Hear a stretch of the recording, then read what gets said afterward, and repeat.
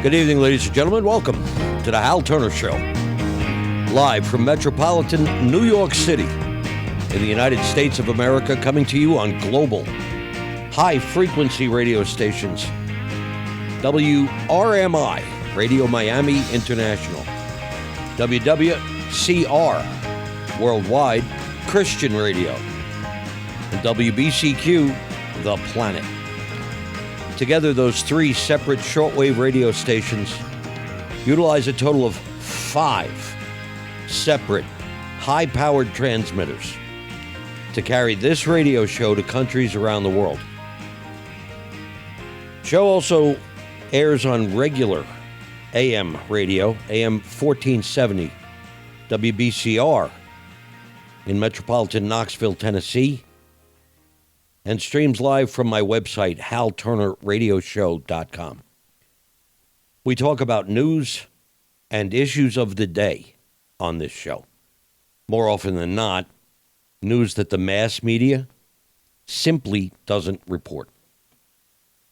If you'd like to call this show to express your opinion about news, the telephone number you can dial, country code 1-201-771-3013. Today is the 25th day of August, 2026, and we begin in Moscow, Russia.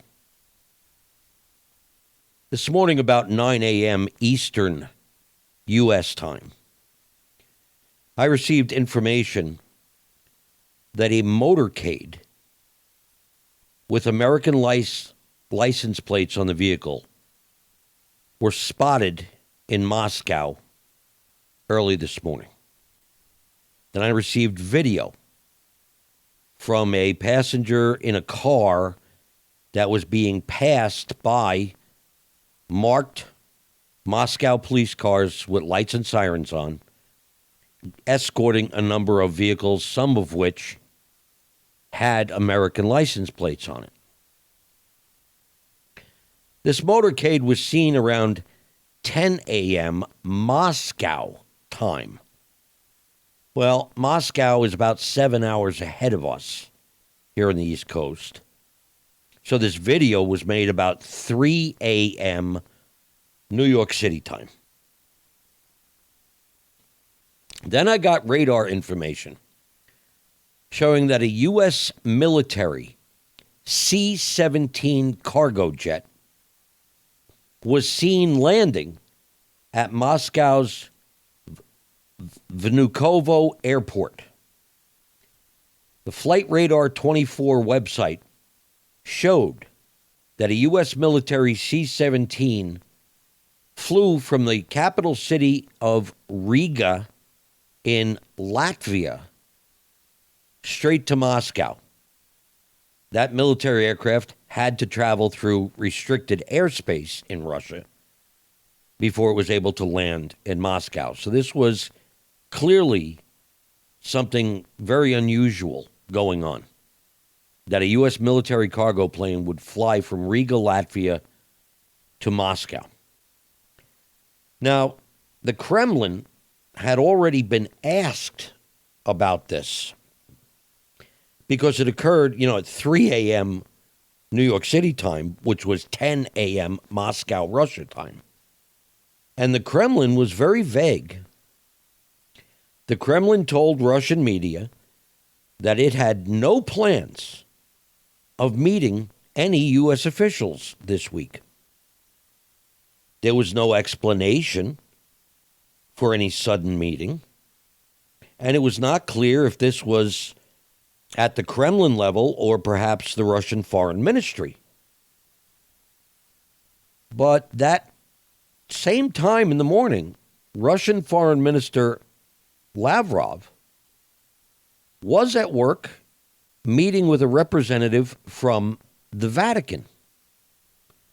So there was no answer from anybody as to why this American military C-17 cargo jet flew from Latvia to Moscow and why there was a police-escorted motorcade in Moscow seen headed toward the Kremlin. Well, as you might imagine, this piqued my interest, and I did some digging. And part of my digging meant me reaching out to some of my former colleagues in the intelligence community from my years working with the FBI from, 1993 to 2008. I worked with the FBI Joint Terrorism. Well, I worked with the FBI, and then from 2003 to 2008, my final 5 years, I worked with the Joint Terrorism Task Force. Well, I found out about 10:30 this morning that the C-17 landed in Moscow at 10:04 a.m. Moscow time, and that motorcade was seen in Moscow, 15, 20 minutes later. But about 2 hours later, about 1 o'clock p.m. Moscow time, Russian President Vladimir Putin called an urgent meeting of all department heads of the entire Russian government, including the leadership of the Russian Duma, which is their parliament, and the leadership of the Russian military. Now, there was no word at all of what that urgent meeting was about. So I published my story about this on my website today. And I pointed out to readers, it doesn't take a rocket scientist to figure out that whoever was on that military plane and whoever they met with directly relates to the calling of an urgent meeting by the Russian president 2 hours or so later. And it also doesn't take, an intelligence community asset or some super intellect to realize that if this meeting brought good news, there would be no reason for an urgent meeting of the entire leadership of the Russian government. And I told my readers, thus, I take this to mean this was seriously bad. And I began working to find out who was on that C-17, who they met with, what was discussed. And I also began endeavoring to find out what happened in the urgent Russian government meeting that was called about 2 hours later. But my gut told me this can't be good. Now, again, this is my personal feeling. But I got the sense that something very serious had happened and or something really bad is coming. Well, at 10:30 a.m., I was able to confirm that the person on board that U.S. military C-17 that landed in Moscow was CIA Director John Ratcliffe. And I was informed that Director Ratcliffe would be attending several high-level meetings with Russian officials. The plane that carried Ratcliffe to Moscow stayed on the ground in Moscow for about 8.5 hours and then abruptly took off. There immediately began severe rumors making claims that were just terrifying. Some of which I have been able to verify, others I have not been able to verify. So I am now going to tell you what the rumors are. Rumor number one. Russian President Putin was allegedly furious with what were described as threats made by CIA Director John Ratcliffe if Russia did not, quote, reduce tensions with Ukraine, unquote. Rumor number 2. Russian President Putin allegedly ordered Ratcliffe to be immediately expelled from Russia. And rumor number 3, Russian President Putin allegedly ordered the United States Embassy, quote, closed permanently, unquote. Whoa. Now, I reported these rumors at 6:30 p.m. Eastern Time tonight. None of them could be confirmed as of 6:30 tonight. However, after 6:30, I received a video and photos. And the video and the photos show what they say is the front of the United States Embassy in Moscow with an empty flagpole. The American flag has been taken down. Now, a lot of people jumped in and said, well, wait a minute. It's nighttime over in Moscow now. It is normal that a flag be taken down at nighttime unless it is illuminated. Well, the picture I have shows 2 large lit lights shining directly at the now empty flagpole.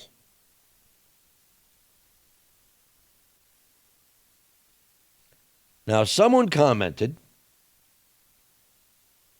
that this is not actually the U.S. Embassy itself.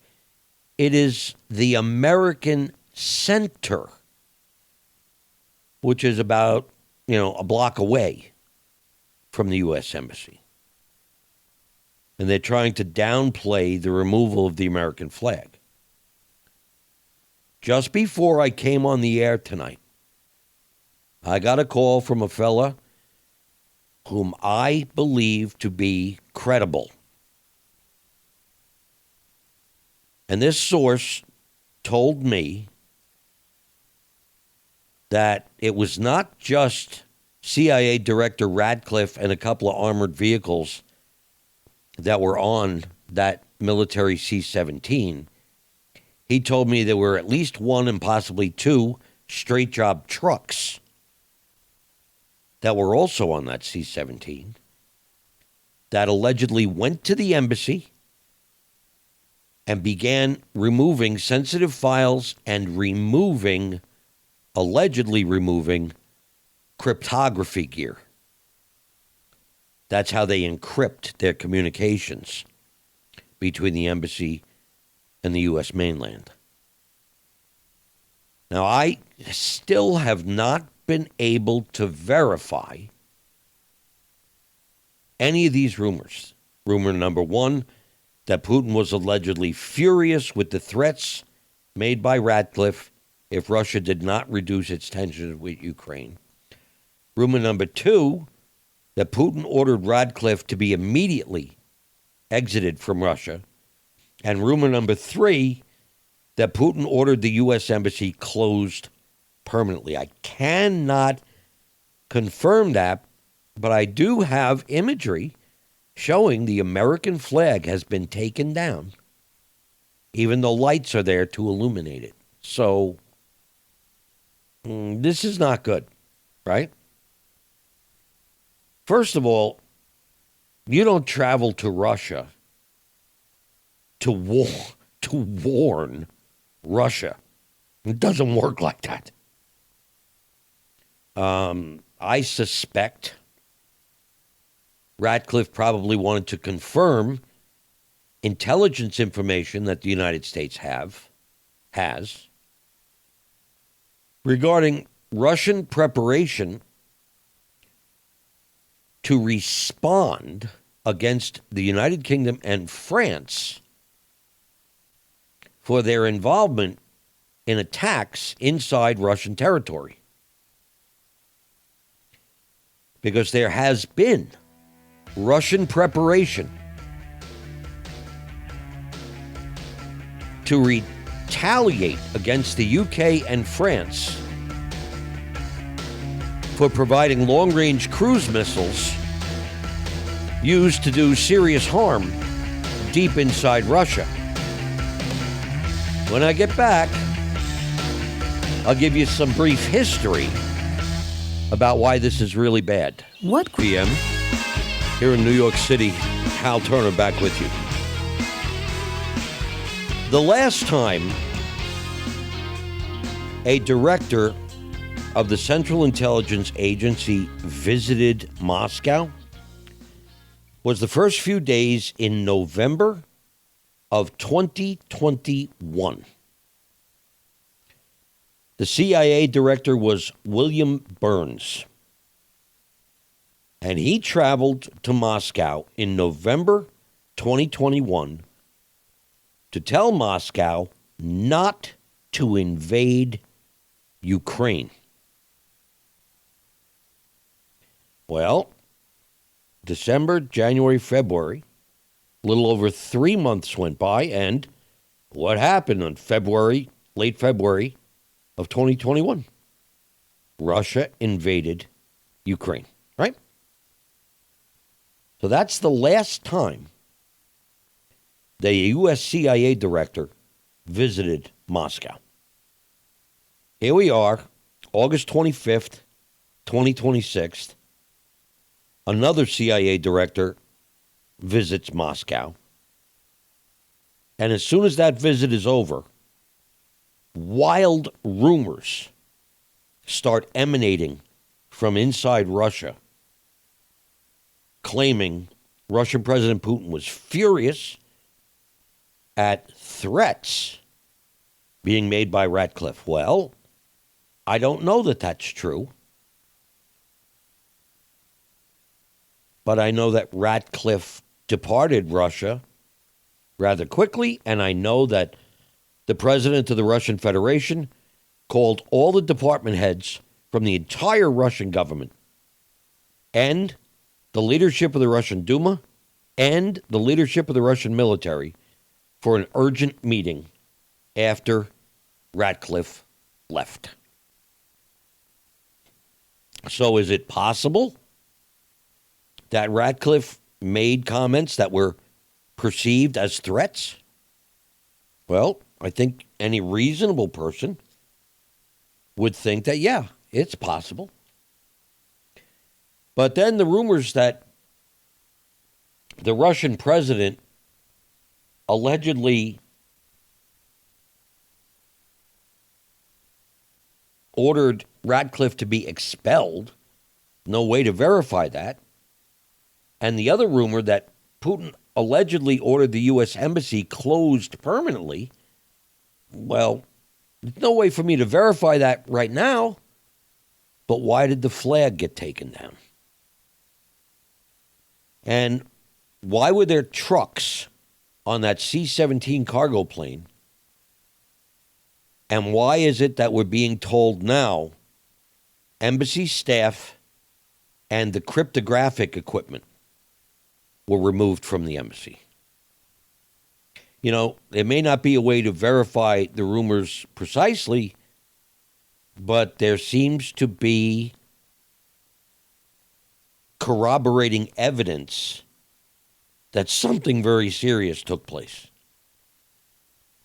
Now, you can read, if you're a subscriber to my website, you can read all the details that I have about this because it's covert information.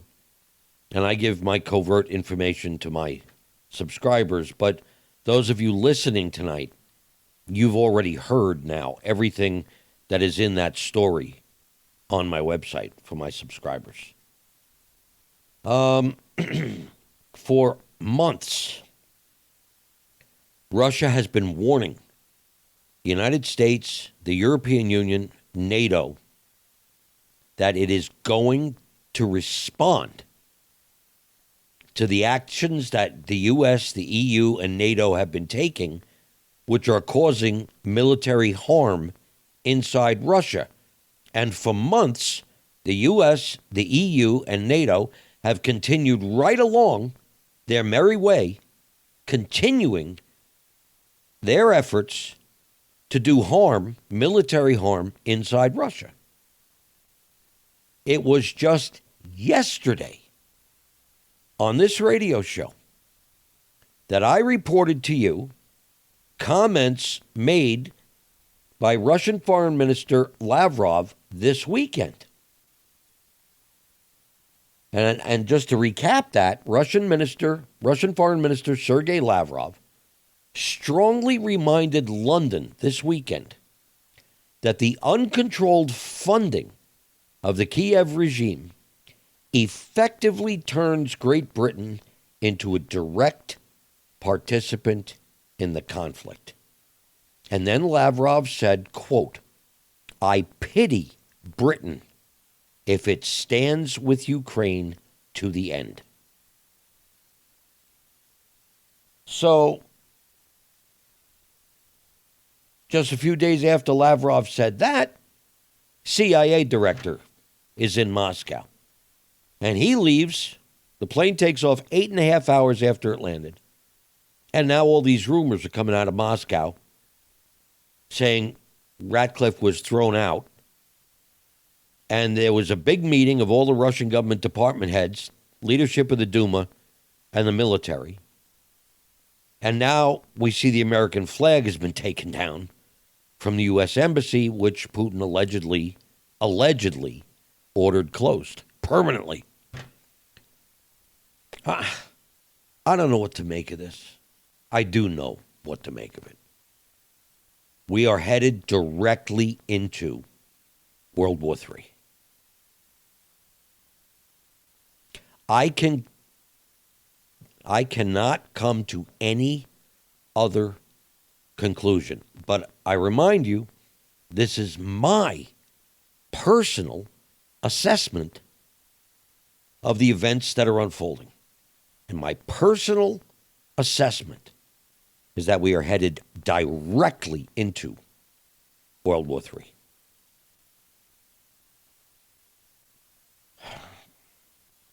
And I don't know when it's going to start, or who's going to get hit first, or how badly.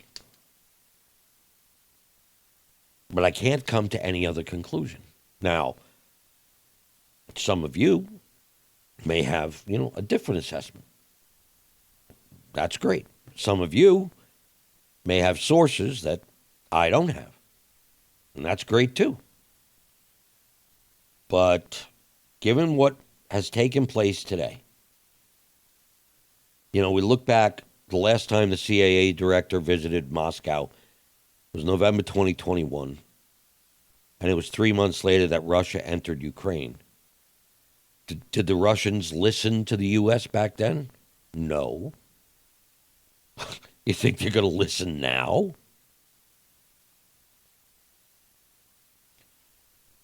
And then we've got the situation where the U.S. has been attacking Iran, which is an ally of Russia. And we've got a situation where the United States has come out within the last 24 hours and told every country in the world that if they trade with Iran, they will be blocked by U.S. sanctions. They will be cut off from the international banking system. So it seems to me that the federal government of the United States is bullying the entire planet. I don't know who the federal government thinks it is, but nobody around the country, nobody around the world, rather, consented to the United States government deciding who is able to trade with whom, and nobody around the world consented to the United States government being able to sanction economic activity around the entire planet. But those are the things that the United States government's actually doing. And I think the world has had enough.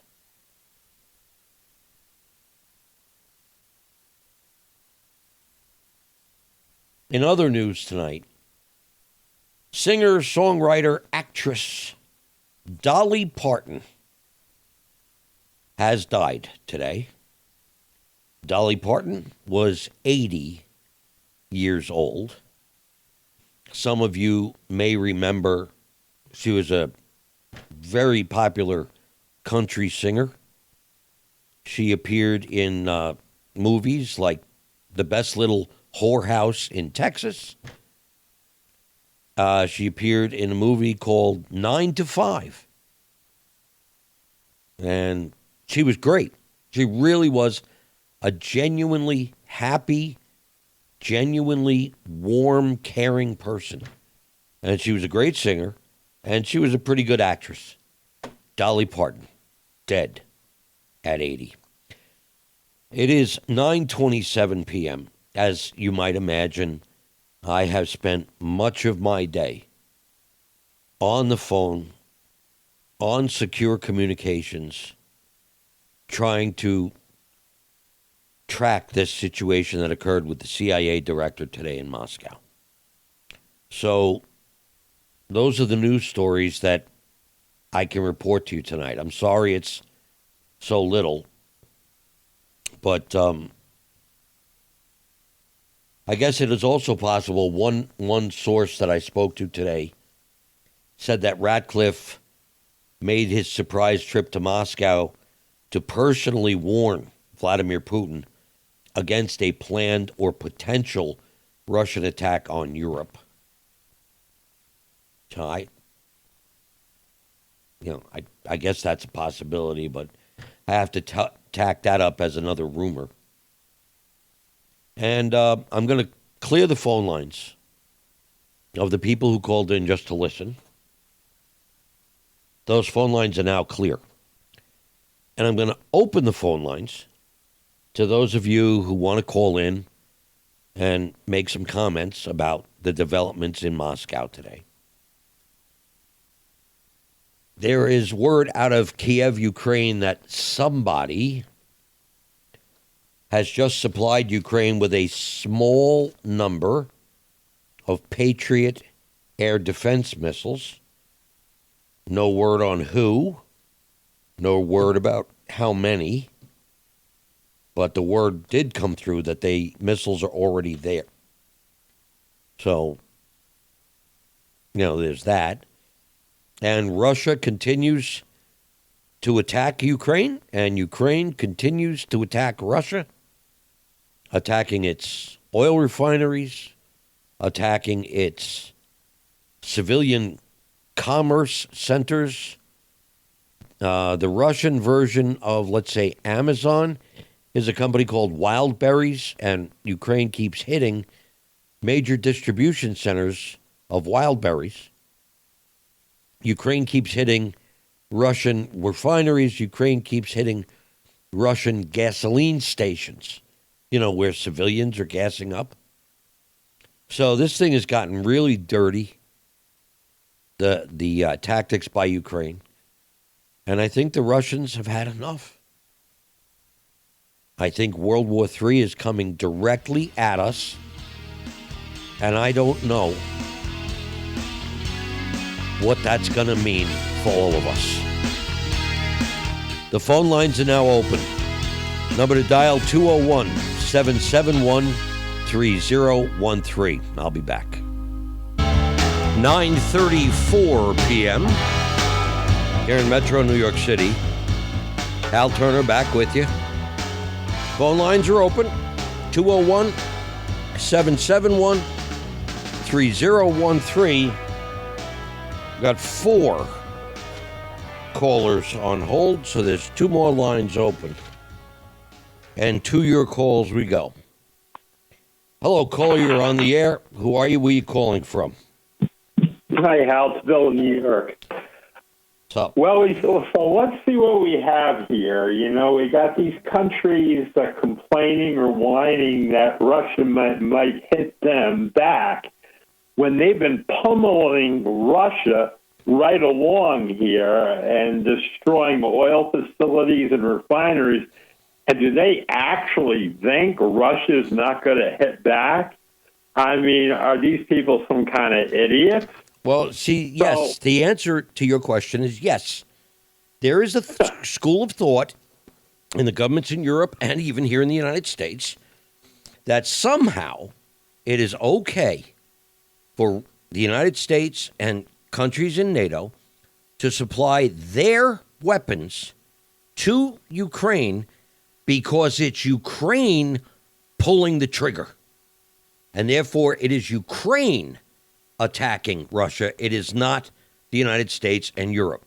And the problem with that thinking is very simply, there's a very simple analogy in American law.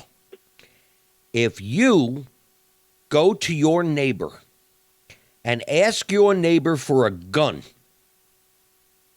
because you're having a fight with another neighbor and you want to shoot that neighbor, and your neighbor lends you or gives you a gun and you go shoot the other problem that you're having, the law says that the neighbor who gave you the gun is legally responsible for facilitating what you did. He is just as guilty as you. But these countries and U.S. government seem to think, oh, no. It's different when one country gives another country weapons and that other country then attacks a third country. Well, you know what? Bull crap. It is different. They're living in a fool's paradise for sure. And now Russia pretty much says that they will return what they've been doing to Britain and all that. So they will attack somewhere. So it's going to happen. And I think your assessment is absolutely on target. And it's what I've been saying for the last couple of years, and you know it very well. Revelation 18, Babylon's destroyed within 1 hour. And it looks like that's going to happen. I felt that was going to happen for the longest time. I think it's going to happen, and we have the biblical holy days coming up here around September 12th, Day of Trumpets, and then the other days, Feast of Tabernacles. We're heading into that period. So, yes, I think this is most likely going to happen this time. I think your assessment is right on target, Hal. All right, Bill in New York. Thanks for calling him. Who's next? Hello, Cole. You're on the air. Who are you? Where are you calling from? Hi, Hal. Kevin in Ohio. Hey, Kevin. What's up? 3 things, pretty quick. Metals markets are going up good. Yep. Secondly, Friday was the anniversary of the siege of Ruby Ridge. And last Friday? Yep, 21st. Oh, I didn't track that. I'm glad you brought it up. Yep. Split of persecution. That's if one person has a gun, wants to go up against the other. All the crap. Lastly, will that widget work this month for the fund drive? And are you going to put it up? I don't know. I don't know if it'll work. And I'm working on something else, but I haven't worked out the kinks yet. So I'll get it up soon, but it may not be as soon as we like. Because I know today's the 25th, and the final week of a month I do fundraising. So maybe a few days late in the start of it. Yeah, and you're 2 days with a weekend in there, too. Yeah, I know. So I'll see if I can work through this. Start sending the dough, Joe. Adios. All right, Kevin in Ohio, thanks for calling. Who's next? Hey, caller, you're on the air. Who are you? Where are you calling from? Hello, Hal. This is Brian Cadd from Coon Rapids, Minnesota. Brian in Minnesota, welcome to the show. Long-time listener, seldom caller. You mentioned Lavrov at the Vatican. Who was he talking to, and do you have any rumors of what they were talking about? He was not at the Vatican. I saw a video of Lavrov shaking hands with the Vatican's emissary. Now, all I saw as the two men walked in together and shook hands, then the two men alone departed for a personal meeting. The emissary from the Vatican retrieved a folder from inside a locked briefcase from one of the emissary's aides, and the Vatican emissary walked in to the private meeting with Lavrov holding this folder. So I don't know. I think it was the Vatican banker. I'm not sure. I'm not sure what the men discussed, and I don't have the names. Thank you, Hal. Brian in Coon Rapids, Minnesota. Thanks for calling. Hello, caller. You're on the air. Who are you? Where are you calling from? Good evening, Hal. John in Arkansas. What's up, John? I haven't. I don't know if the information I got is correct or not, but I had heard that here in the few hundred years ago, that the Rothschilds had intermarried into the British royalty in order to further their empire. So if something comes up and Britain shows their tail and they get on Putin's radar, that might take out a lot of the problems. And that's all I wanted to say, Hal. Oh, that's a rumor, and I cannot speak to that. I have no knowledge of the Rothschild family intermarrying into British royalty. John in Arkansas, thanks for calling. Hello, caller. You're on the air. Who are you? Where are you calling from? Hal, radioactive in St. Louis here. I've got a quick one on Bab El Mandeb. Radioactive in St. Louis, huh? Yes, sir. I saw you had something up on your site Monday about the Houthis and a Red Sea attack. Uh-huh. I don't think it made the show, and I couldn't find the article anymore. But yesterday I saw that the Houthis hit a Saudi tanker, I think it was called the Amazon, right off Yanbu with a ballistic missile. They claimed it. Shipping company confirmed vessel was hit, cruise fine. That's the exact route the Saudis have been using to route around Hormuz. Yes. Where they've gone from like 240K to a lot of million barrels a day. If the Houthis start choking the strait off the way that Iran's done at Hormuz, does Saudi have anywhere to send that oil? No. Wow. See, this is why they are now talking again about running pipelines from Qatar and from Saudi Arabia up through Jordan, up through Syria, and then out to the Med and over to Greece, so that they can supply Middle Eastern oil and gas directly to Europe, which would take out Russia supplying oil and gas. And if you remember radioactive in St. Louis, the entire reason that the troubles began inside Syria, which resulted in the overthrow of Syria's president Bashar Assad, was because Assad refused to allow those pipelines to cross Syrian territory, because Assad knew they were targeting Russia, and Assad was an ally of Russia. And when he refused permission for those pipelines, that's when all the protests erupted. That's when the ISIS attacked. That's when the Free Syrian Army got created out of nowhere with brand new Toyota pickup trucks and all sorts of weapons and food and communications gear. It was right after Assad refused to allow that pipeline. So here we are. Assad is overthrown. They've installed the head of al-Nusra Front, a head chopper named Jolani. Wow. As president of Syria, and now the pipeline's going to go through. Wow, that really worries me. There's with the SPR at a 43-year low, Cushing down, drawn down too, no shock absorbers left. I am aware of that, and I think other people are aware of it too, which is why this past weekend up in northeast Pennsylvania, I took a photograph of a Exxon station with diesel fuel at $5.99 a gallon. Here in northeast New Jersey, right outside Midtown New York City, diesel is $5.83 as of today. Thanks for calling in. 6 p.m. Here in Metro New York City, Hal Turner back with you. I have 3 callers on hold. Telephone number you can dial to get on the air, 201-771-3013. And back to the calls we go. Hello, caller, you're on the air. Who are you? Where are you calling from? Marty from Kentucky. Hey, Marty in Kentucky, what's up? Hal, there's a couple things I want to throw. Do you think the CIA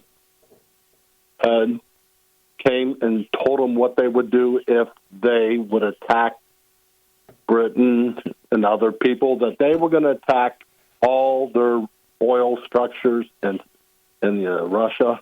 Do you think that could have possibly been what was talked about? I think it could have been precisely that. And I think that's why the rumor came out saying Putin was outraged at their threats. See, it seems to me that Ratcliffe could have told Russia, look, if you go and do this, we're going to do this, this, this, and this. And I think the Russians took that as a threat. Now, I don't know. This is all speculation. Both you and I are speculating, but I think it's possible, yeah. It's very plausible. Here's another thing. I've heard rumors that they're reinforcing the military, Navy along our Gulf Coast. Have you heard any rumors about that? You're saying that the U.S. is reinforcing or someone else is? Yeah, it's along our Gulf Coast. Because it wouldn't take but 3 or 4 attacks from some drones, hit them refineries down there, it would crash the real estate, crash the stock market, and our oil would go, or gasoline prices would skyrocket after that. Well, Marty, I've discussed on this program how the top 5 oil refineries that amount to like 80-90% of our daily gasoline are all on the Gulf Coast, and they're all susceptible to drone strikes, and we don't have Patriot missile defenses deployed because we gave all our defenses to Ukraine. Here's another thing. How we used to think our oceans would protect us, it actually could be a double-edged sword. It hides our enemies. Yeah. And all they have to do, set off 500 miles, and them hypersonic missiles will be there in 1 or 2 minutes and hit us, and then we'll be out of commission. Yep, and if they take out, the top 5 refineries down there along the Gulf Coast, and that cuts off gasoline and diesel fuel production for, 2 or 3 months while presumably they effectuate repairs, the country would stop. If there's no diesel, there can't be any commerce. They don't need to do any tactical nuclear. Right. All they have to do is hit vital organs in each country, and both of us, I think Russia would fare better, but the United States would crumble since we're so much debt. Martial law would be enacted right off the bat. Yeah, and then, what are you going to do? Hold people in their homes when they have no food? That would deteriorate real fast, wouldn't it? Yeah, rule number 1, don't turn any lights on in your house at night. Yep. Marty in Kentucky, great call. Thanks for calling in. Thank you. Hello, caller, you're on the air. Who are you? Where are you calling from? This is Abigail in Iowa. Abigail in Iowa. Welcome to the show. It has nothing to do with your show, but I want to tell you what I read off a T-shirt within the last couple weeks. Hello, caller, you're on the air. Who are you? Where are you calling from? Yeah, this is Albert in Eastern Kentucky. Hello, Albert. How are you? I'm doing better at the moment, considering all the fun that I've had in the last few days. So, the reason calling is that all this, I know you say speculation, but the real reason this meeting that happened today is that we know that Russia is going to take action sometime after September 20th and by no later than mid-October, most likely into the Suwalki Gap. That's why NATO has been doing all these inner exercises. Well, the exercises of with Poland and stuff and all the others, and doing tremendous amounts of intelligence, electronic stuff to just gauging because they know the buildup has been going on for a while. Now, you say that people this don't would know. happen. Let me interrupt. You say this would happen after September 20th. Is that election Yeah, day so- in Russia? 18th, 20th parliamentary elections. So we have that. We know that there's a very decent terror threat between now and towards the end of September on the U.S. mainland. And the target that might get hurt first, may surprise you, is Boston. And there's something up there in Boston, actually, that I helped get shut down after 9/11, just in case it came. And that is there's a liquid natural gas facility up there. It's in Everett. It's a suburb. And what happens is that there's only, I think, 4 now. There might be a bit of fifth of it, but there's only 4. The other 3 were built in kind of rural areas. One of them, all the ships should have to go past this nuclear reactor, Maryland, but they would not be able to do the thing. But here's the thing. After 9/11, the size of liquid natural gas ships have doubled in size and how much they can carry. So comparing with the explosive an exercise that was done, what could be then and what is now, if you got the top class, the Q ships, one of the Q ships go, and here's the trick. You can't just blow it up simply with one missile or one drone, and it's because the gas has to leak out enough from being hit to ignite. But if you had the big ships, there's only a handful of them, but it would cause an explosion equivalent to roughly around a megaton and a half. The exercise that was done back in the early 2000s, back in 2004, showed back when it was half of that possible yield. The casualties would be, or of killed and wounded, would be around 200,000. Now, and now that is I remember 500,000.